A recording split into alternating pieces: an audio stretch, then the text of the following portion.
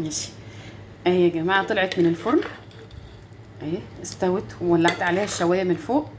بجد لا رهيبه، بجد رهيبه. السلام عليكم ورحمه الله وبركاته. النهارده باذن الله هعمل لكم طاجن باميه في الفرن، وهوريكم بقى. انا دلوقتي هسلق اللحمه.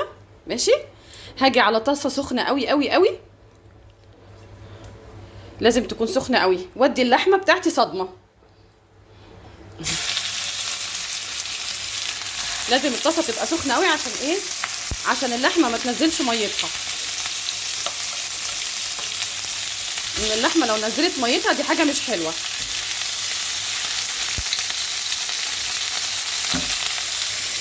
في ناس كتير ما تعرفش هو احنا ليه بنعمل الخطوه دي اصلا، ان انا ليه بدي اللحمه صدمه. وفي ناس كتير بتعمل الخطوه دي من غير ما تعرف ليه. انا ليه بدي اللحمه صدمه قبل ما اسلقها؟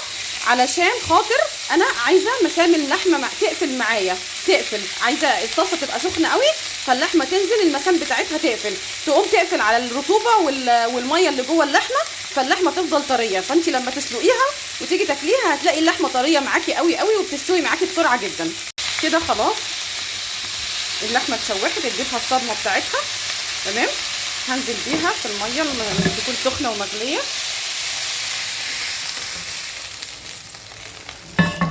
والبوكي جارنيه بتاعها اهو.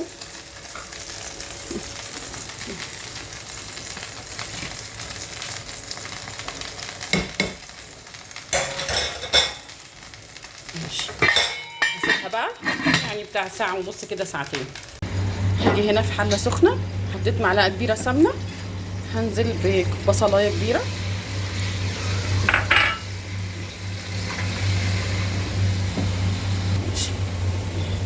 اصفرت اهي شويه بس. هنزل عليها بالثوم، بمعلقه كبيره من الثوم،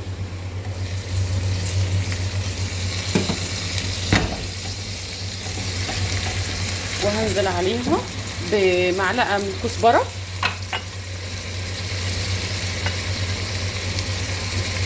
وكمون. مهم قوي في الباميه على فكره الكمون ده. تقعدي تشوحي في الثوم شويه كده مع الكزبره والكمون. بعد كده هنزل عليها بمعلقه صلصه كبيره،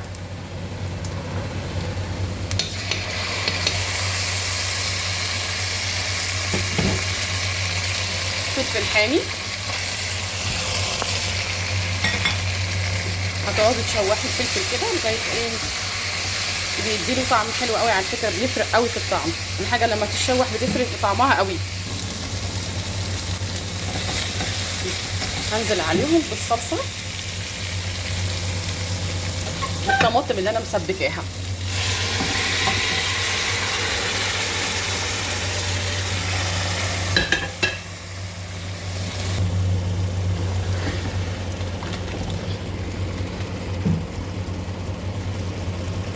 بعد كده هنزل عليها بربع معلقه من السكر.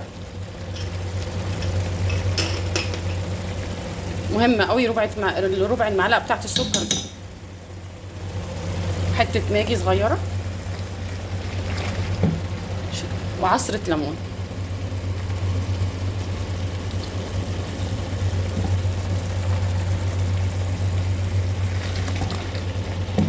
عندي هنا الطاجن سخنته، لازم يبقى سخن مولع. حطيته في الفرن شويه وسخنته. هنزل عليه بالصلصه والباميه.